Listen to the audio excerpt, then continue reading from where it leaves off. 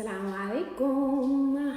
Today is Tuesday, the 10th of December, and this is our live. And I know I'm just a tad bit early, but I was sitting here and I'm like, hey, let's go ahead and go live.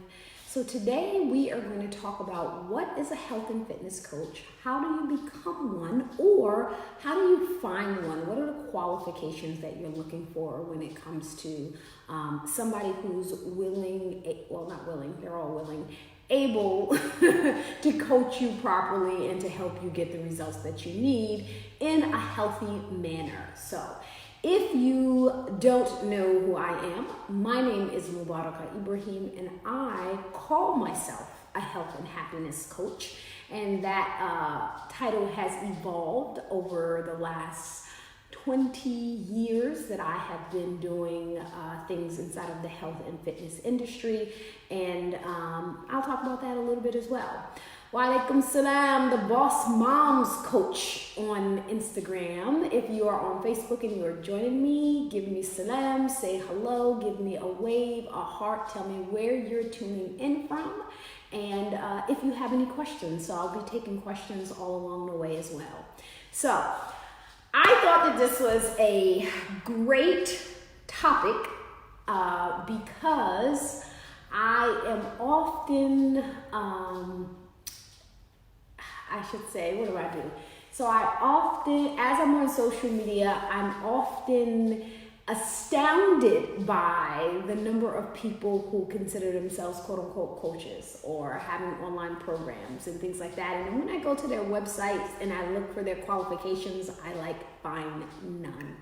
So we are in an age where it's a good and bad that you can literally define your own story.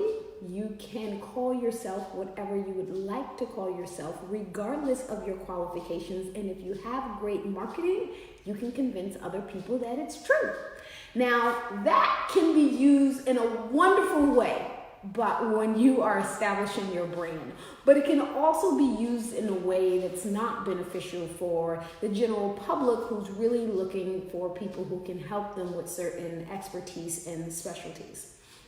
So I'm going to tell you a little bit about myself and why I'm talking about this and a little bit about my experience. So I have been a health and fitness coach for the last about 21 years. So what does that mean? I've been inside of the health and fitness industry. That means that I got my very first certification and taught my very first class about 21 years ago. I have over 13 fitness and nutrition certifications, as well as a bachelor's in science, an interdisciplinary bachelor's in science in exercise science and public health and psychology. I have owned a fitness studio. I have done and continue to do online training. I do one-on-one training. I've done boot camp, Zumba, my fitness certifications. I'm not going to list them all. They're somewhere in my bio. If you like it, I can send it to you. You DM me. They range from women-specific training to core training to pre- and postnatal training, strength training, personal trainer, master personal trainer, blah, blah, blah, blah, blah. So I have lots and lots of certifications and qualifications to help people at various levels of their fitness journey to take their health and fitness to the next step, as well as nutrition certifications, education in exercise and nutrition. So I have a bio that is extensive. So one of the things that I find that is really interesting is as I look online and I observe a lot of people, particularly on Instagram. I'm going to get on Instagram for a minute.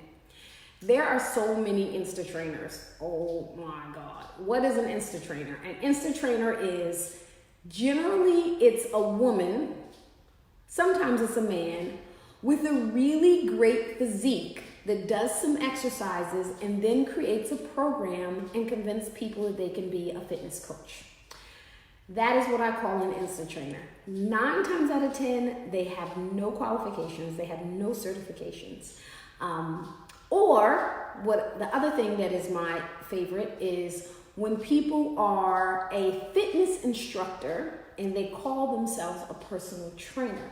So there is a difference between the two. So let me break this down for you. So when we talk about fitness, so we're talking about fitness, we're not talking about nutrition. Nutrition and fitness is two completely separate things. That's really important for you to know. So it's actually so separate that in fact, in some states, they actually restrict personal trainers and fitness people from giving nutrition advice. Like in some states, they could literally like fine you if you do more than just exercise with your clients. Not all states, but some states. You have to have education specifically on that. So we'll talk about that. What's the difference between a coach, a nutritionist, and a dietitian? We'll talk about that. So in the realm of fitness, there are certifications and then there are degrees. I happen to have both, so I'll explain to you the difference between them. A certification is generally something that is not, you don't have to attend a university. They can be done online. They can sometimes be done in person. Generally, they take a short amount of time and it includes some type of test.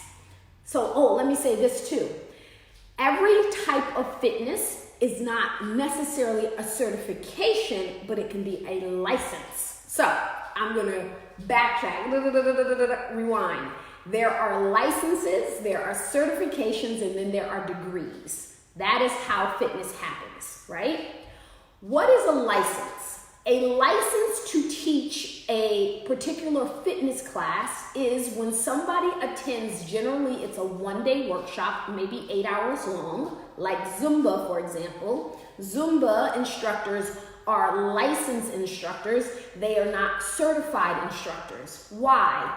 Because licensed instructors do not take tests. They literally get credit for just being present during the teaching day, right? So when I became a Zumba instructor, I went to a workshop, I stayed there for 8 hours. At the end of the 8 hours, they gave me a piece of paper that says I was a licensed Zumba instructor. There's no checking for generally, and some licenses may be different. Generally, there's no checking or whether or not you're CPR certified. There's no making sure that you know any safety about what you're teaching people. All of that, those kind of things are actually not required, which is why sometimes you will find Zumba instructors that can't really dance. I just had to throw that in there because I noticed that during my license. It's like, whoa, I don't know what class you're going to teach. So, all right, I'm going to leave Zumba instructors alone. Zumba is the only one that I can think of right off bat where you don't have to actually be certified, you're actually only licensed. So again, make that clarification.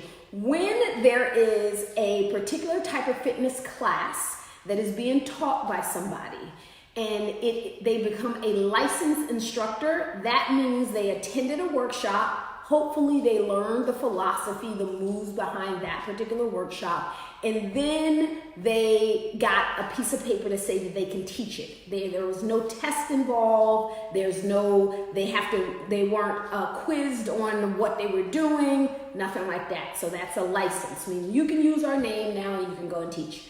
A certification has a test attached to it. So that is why people will say certified personal trainer. Just about every personal training certification has a test attached to it. Some fitness class certifications, group fitness certifications, also have a test attached to it. Those are certified, let me think, I think it has a certification. When I took my pre and postnatal certification, right?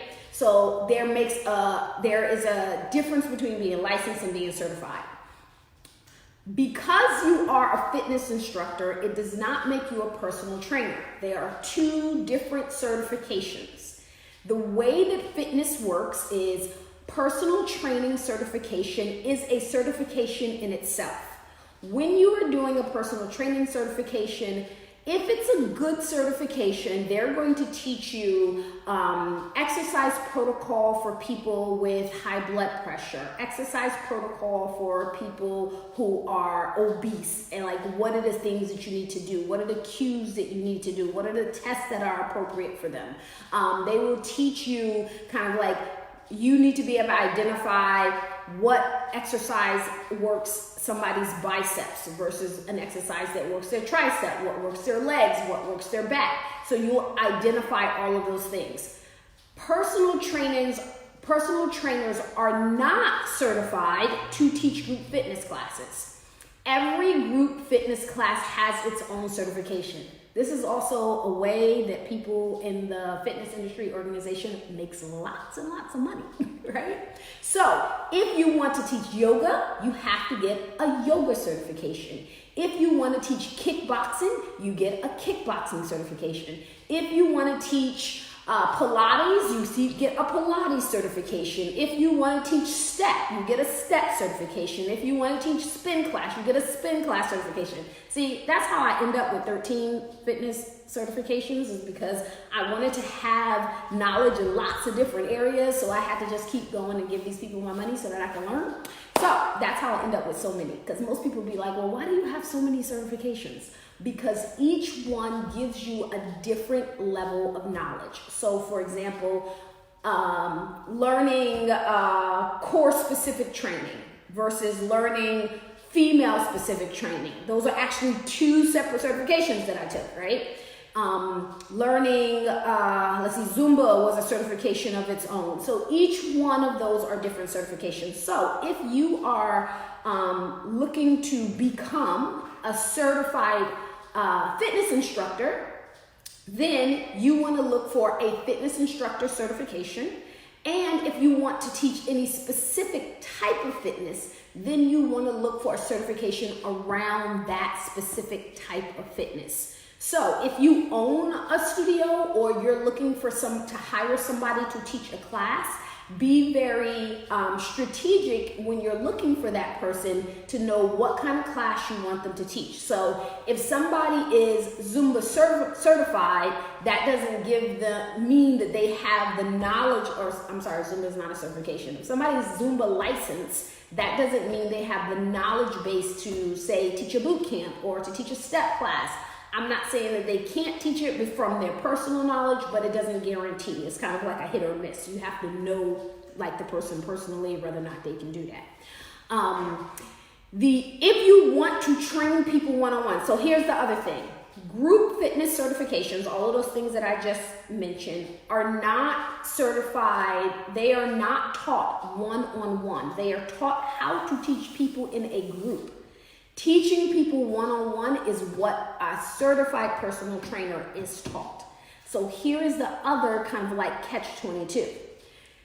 In certified personal trainer, they don't really spend a lot of time in your certification to teach you how to teach group classes. So it's like you do one or the other, which is why when people say they want to be a fitness trainer, I always tell them, start off with a personal training certification. If you want to work with people one-on-one, if you want to work with people in groups, start off with a group fitness certification, but add certifications accordingly depending on the population that you want to deal with. So for example, I wanted to be able to deal with people who may not be able to do impact exercise. So I got a mat science certification, which is a combination of yoga and Pilates, because I wanted to have the knowledge base to be able to teach people who may not be able to do burpees and jump up and down and all that kind of stuff. And so as I began to expand my clientele, I wanted more tools in my tool belt. So if you are a personal trainer, you can get more tools in your tool belt by adding group fitness certifications. Not necessarily so that you can teach group fitness. I mean, of course you can if you want to, but I recommend it so that you will just have the knowledge base of those exercises and how to do them properly. I don't think that it's a good idea for you to think that you're going to learn how to teach people by watching YouTube videos. That's really from my personal experience. and teaching interns myself. So when I had a personal training studio, I had a relationship with our local university, and when exercise science students got to their last year and they needed to do hours of internship, they would come and work underneath me, and I would teach them kind of like the practicality of applying their education knowledge to actually training clients. So I often taught other trainers. One of the so there's different types of training. So this part that I'm going to explain to you as far as the certifications is probably more applicable to if you're looking to, if you know you want to be a personal trainer, right? Or if you know for sure you need a personal trainer to get to do a specific type of exercise.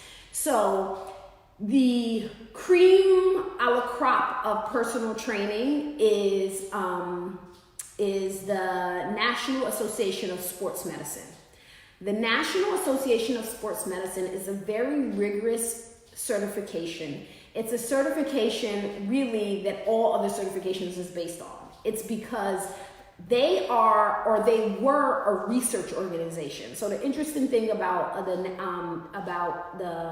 National Association of Sports Medicine is they were a research organization, and they kind of like determined the protocol of this is how many reps you should be applying to a client, and this is the research of what a squat does when you bend 30 degrees forward as opposed to staying 10 degrees forward. Like, they were the research organization, and all other certifications would actually base what they taught people on them. And so eventually they were like, hey, let's start our own certification. And so they did. In fact, they have something like a 50% fail rate on the first try of their certification because of how rigorous that is. You basically go to their website, you register for their certification, you get some books.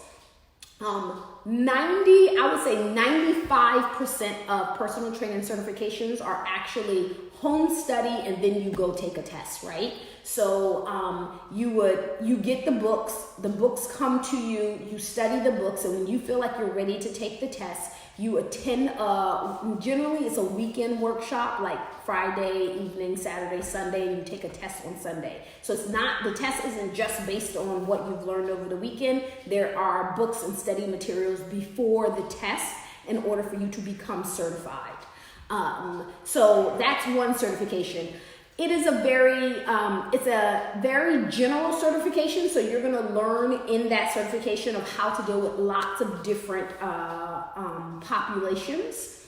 There is also another certification, what is it called? There is another certification, I want to say, so there is the National Association of Sports Medicine. National Association of Sports Medicine is it. And then there is, so the National Association of Sports Medicine, if you want to work with athletes, if you want to, for example, train kids who do soccer, or you want to work with football players, then that is a great certification for you to get. If you're just going for, you want to work with general population, so you want to work in a gym and be able to train just about anybody, or you want to open your own gym, then you can get various different other certifications. So there's an organization called AFA, American Fitness, the Association of Fitness American, I don't know, some AFAA, American Fitness Association something. No, here we go. The Association of Fitness and Aerobics of America, or American Fitness and Aerobic Association, something like that. That's what the acronym stands for. So I have several certifications underneath them, including personal trainer, master personal trainer, pre and postnatal. What else do I have? Group fitness certification. And what I found for them is, at the time that I got those certifications, I chose their organization because it had a really good reputation as far as its requirements and its education, and it was really convenient. They have workshops everywhere. You can find a workshop somewhere near you. You're going to have to Google this stuff in order to find their websites. There's also ACE, that's another certifying organization who offers both personal training certification as well as various different group fitness certifications. There is, There's ACE, there's AFA, there is, and so there's several organizations. So when you look at these organizations, if you want to become certified, you literally just go to their website and they have a list of all the different certifications that they offer. So that's how you would get fitness certified. When you are looking for a personal trainer, there's a couple of things that you need to look for. You need to look for whether or not they have certifications for what you need, right? So if I'm looking for a one-on-one personal trainer, I do not want to know that they have a group fitness certification because it's not the same. The other thing that I would actually encourage you as well is make sure they are certified.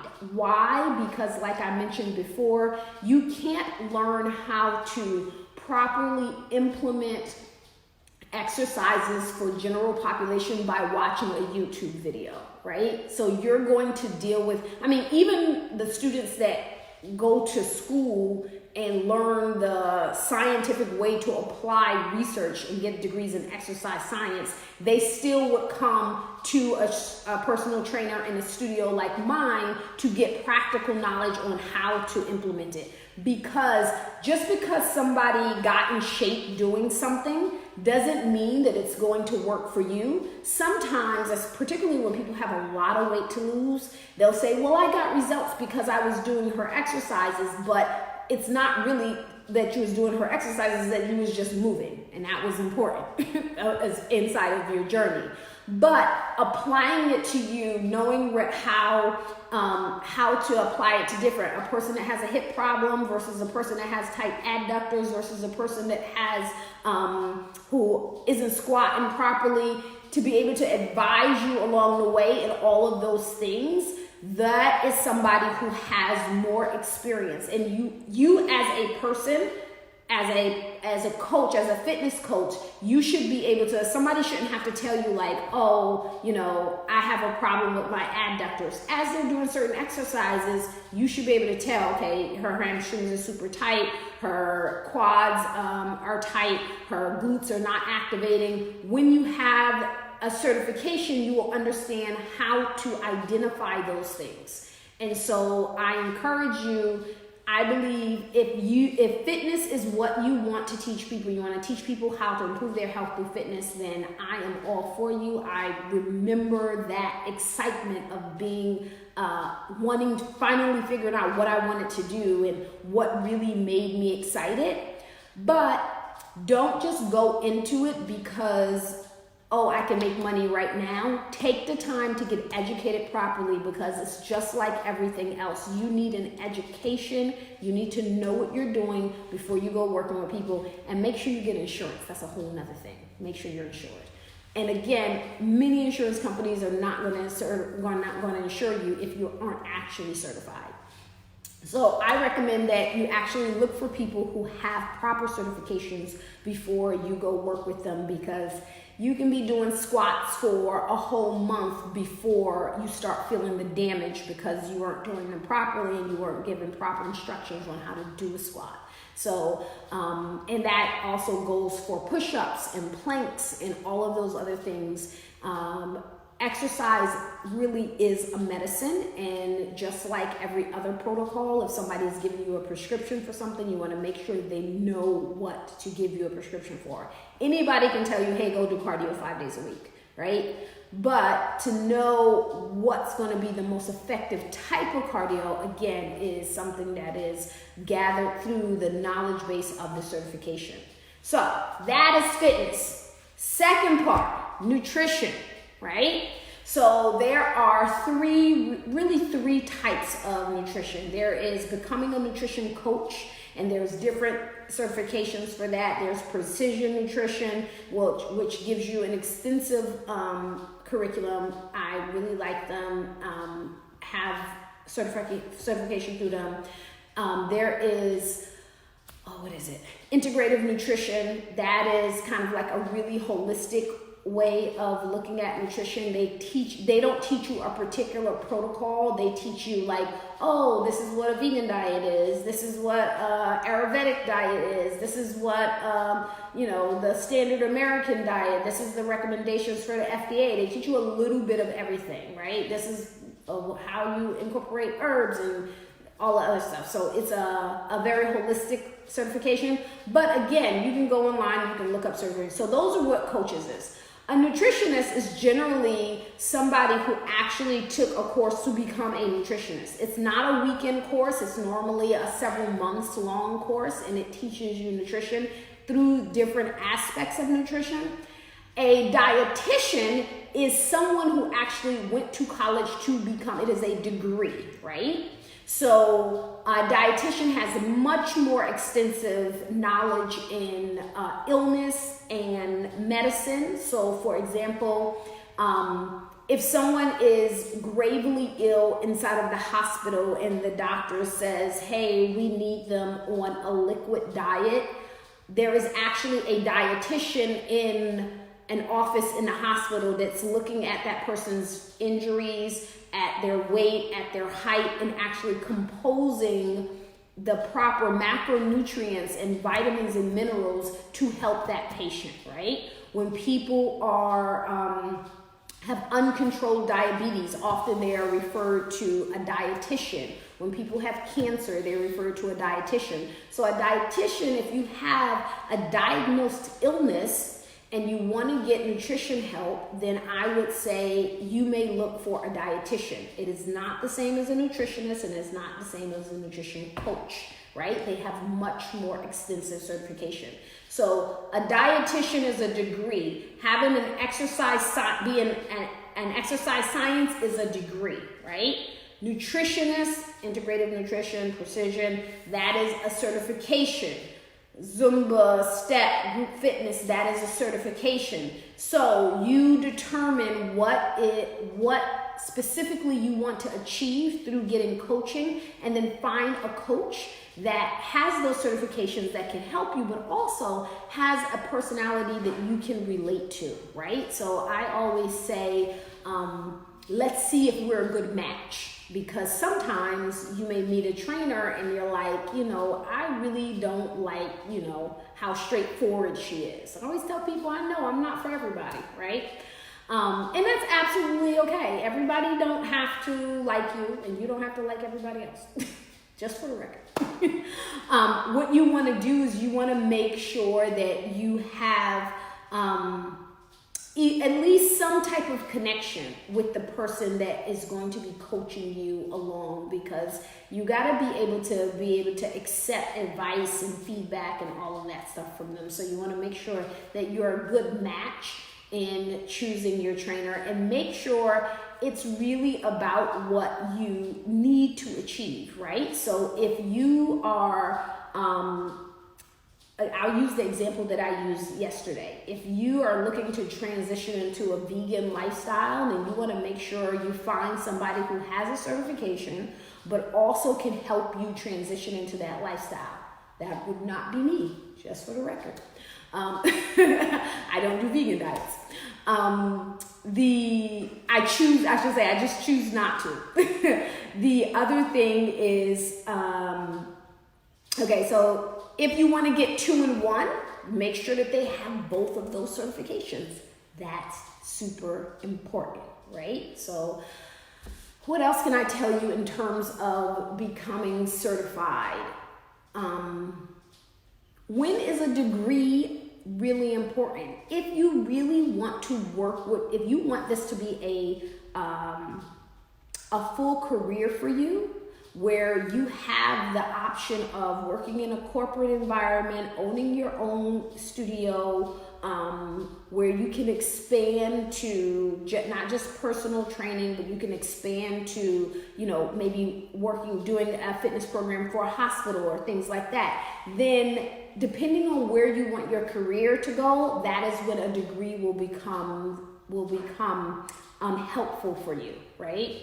I don't think that everybody has to have a degree in exercise science. So if your goal is to open up a Zumba studio, you don't need a degree in exercise science. If your goal is, I just want to run boot camps, you don't need a degree in exercise science. If your goal is, I want to do group fitness for corporations, then you might want to consider a degree in exercise science because it's just going to give you more credibility. I think that answers the question. So for the several people actually messaged me and asked me about this. So hopefully that answers your question on what type of certification or education that you need in order for you to become a health and fitness coach. So here I'm gonna give you some kind of like a little thing into the health and fitness industry. If somebody says they're a health coach, it's a completely made up term. I'm gonna be honest with you. I even call myself a health coach.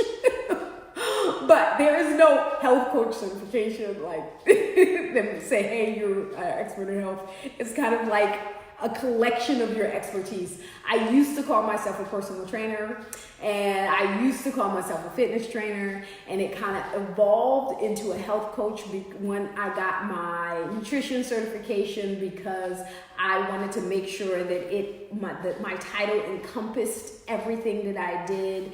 And then I realized that I wasn't just affecting people's fitness level, and I wasn't just affecting their health, I was actually affecting their happiness. And so I think last year I started calling myself a health and happiness coach, completely self-titled.